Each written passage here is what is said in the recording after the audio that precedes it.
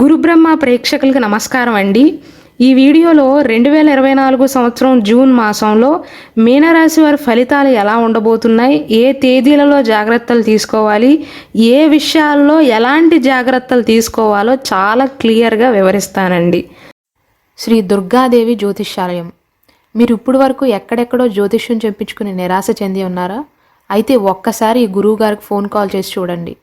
ప్రేమ, పెళ్ళి, ఉద్యోగం, రాజకీయం, విదేశీ ప్రయాణం, ధనం నిలకడగా లేకపోవటం, భార్యాభర్తల మధ్య గొడవలు, ఆస్తి తగాదాలు, అప్పుల బాధలు, స్త్రీ పురుషుల ఎలాంటి గుప్త సమస్యలకైనా, ఎటువంటి సమస్యలకైనా ఒక్క రోజులోనే పరిష్కారం చూపుతారు. వీరు ఫోన్ నంబర్ 9542637206. ఇంట్రెస్ట్ ఉన్న వాళ్ళు ఎవరైనా ఏ టైంలోనైనా వీరు కాల్ చేయవచ్చు.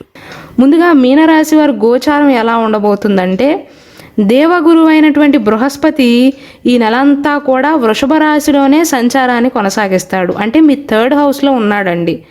శని భగవానుడు ఈ నెలంతా కూడా 12వ ఇంట్లోనే ఉంటాడు, కుంభరాశిలోనే ఉంటాడు. కాబట్టి ప్రస్తుతం మీనరాశి వారికి ఏలినాటి శని యొక్క దశ అనేది మొదలైంది. ఛాయాగ్రహాలైనటువంటి రాహుకేతువుల యొక్క స్థానాలను చూసుకున్నట్లయితే రాహువు మీ రాశిలోనే ఉన్నాడండి. కేతువేమో 7వ ఇల్లు అయినటువంటి కన్యా రాశిలో తన సంచారాన్ని నెలంతా కూడా అదే రాశిలో కొనసాగిస్తాడు. జూన్ 1వ తారీఖున కుజుని యొక్క స్థాన మార్పు అనేది జరగబోతుంది. అంటే మీ రాశిలో నుండి 2వ ఇంట్లోకి వెళ్తాడండి. మీనరాశి నుంచి మేషరాశిలోకి వెళ్తాడు. శుక్రుడు జూన్ 12వ తారీఖు వరకు 3వ ఇంట్లో ఉంటాడు, వృషభ రాశిలో ఉండి ఆ తర్వాత 4వ ఇల్లు అయినటువంటి మిథున రాశిలోకి వెళ్తాడు.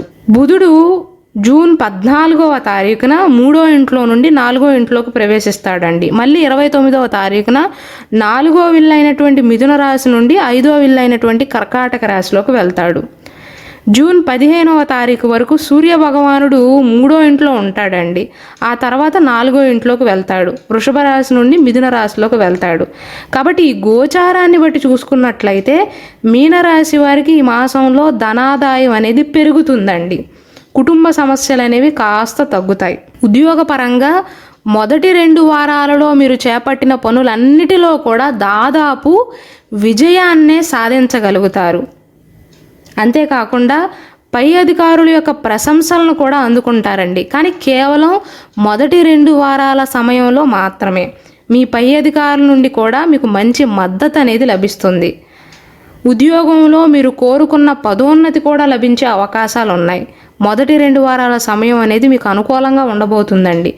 కాకపోతే 3వ వారం నుండి ఉద్యోగ పరిస్థితుల్లో, వ్యాపార పరిస్థితుల్లో, వ్యక్తిగత పరిస్థితుల్లో ఆకస్మిక మార్పులు, చేర్పులు అనేవి జరగబోతున్నాయి గ్రహాల యొక్క ప్రభావం వల్ల. ఎందువలన అంటే మీనరాశి వారిపైన పనిభారం అనేది పెరుగుతుందండి. అదనపు బాధ్యతలు అనేవి పెరగబోతున్నాయి. కేవలం ప్రొఫెషనల్ లైఫ్లోనే కాదు, పర్సనల్ లైఫ్ విషయంలో కూడా. కాబట్టి ఆ పనిభారం వల్ల తొందరగా మాటలనే అవకాశాలు ఉన్నాయి. అంటే తొందరపడి ఒక మాట తోలనాడే అవకాశాలు, వాగ్వాదానికి దిగే అవకాశాలు ఉన్నాయి. కాబట్టి మీనరాశి వారిపైన 3-4 వారాలలో ఎంత పని ఒత్తిడి ఉన్నప్పటికీ కూడా మాట విషయంలో జాగ్రత్తలు తీసుకోవటం మంచిదండి. పైగా ఏలినాటి శని యొక్క ప్రభావం అనేది ప్రస్తుతం మీ పైన ఉంది. కాబట్టి మీనరాశిలో జన్మించిన స్త్రీలైనా పురుషులైనా సరే ఈ నెల ద్వితీయార్థంలో 15వ తారీఖు నుండి అనవసరమైన విషయాలలో కలగజేసుకోకుండా ఉండటమే మంచిదండి. ఎందువలన అంటే పని ఒత్తిడితో పాటు మీరు చేసిన పనులకు, మీరు చేసిన చాకిరికి సరైన గుర్తింపు రావట్లేదు అని బాధపడతారు. ఎక్కువగా కష్టపడవలసి వస్తుంది. కాబట్టి ఆ పని ఒత్తిడి కారణంగా ఎవరు ఏం మాట్లాడినా సరే వాదనకు దిగే అవకాశాలు ఉన్నాయి.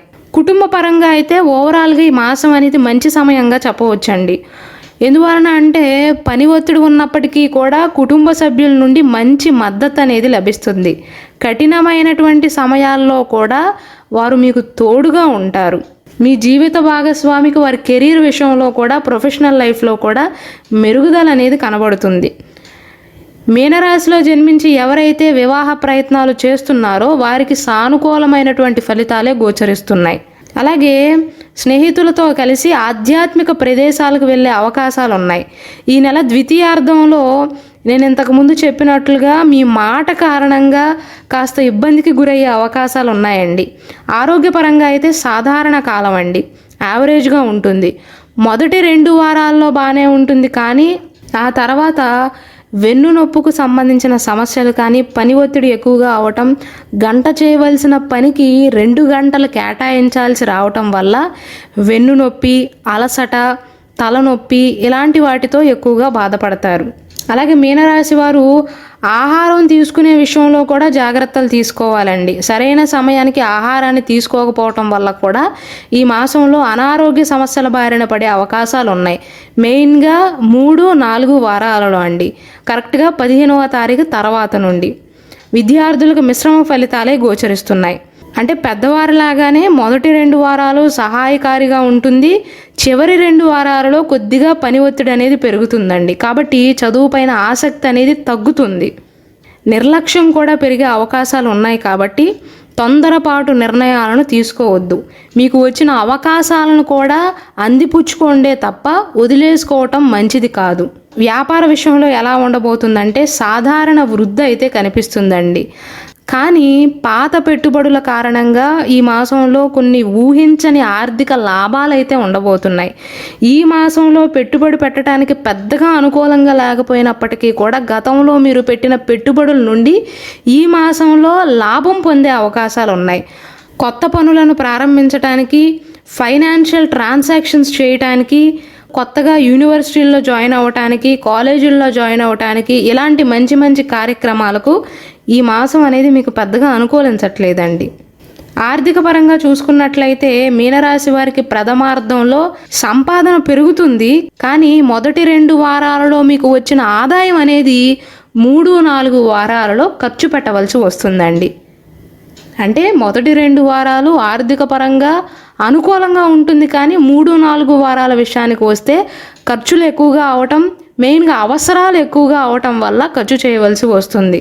ఎందువలన అంటే ఈ నెలంతా కూడా కుజుడు 2వ ఇంట్లోనే ఉంటాడండి. దానికి తోడు ద్వితీయార్థంలో సూర్య భగవానుడి యొక్క గోచారం అనేది అనుకూలంగా లేకపోవటం వల్ల ఆకస్మిక ఖర్చులు పెరిగే అవకాశాలు అయితే గోచరిస్తున్నాయి.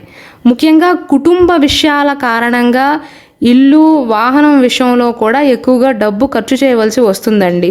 ఇంటి మరమ్మతులు కానీ, లేదా వాహనాలు చెడిపోవటం కానీ, ఇంట్లో ఎలక్ట్రిక్ డివైజెస్ అనేవి పాడవటం కానీ, ఇలాంటి అవసరాల వల్ల డబ్బు ఎక్కువగా ఖర్చు పెట్టవలసి వస్తుంది.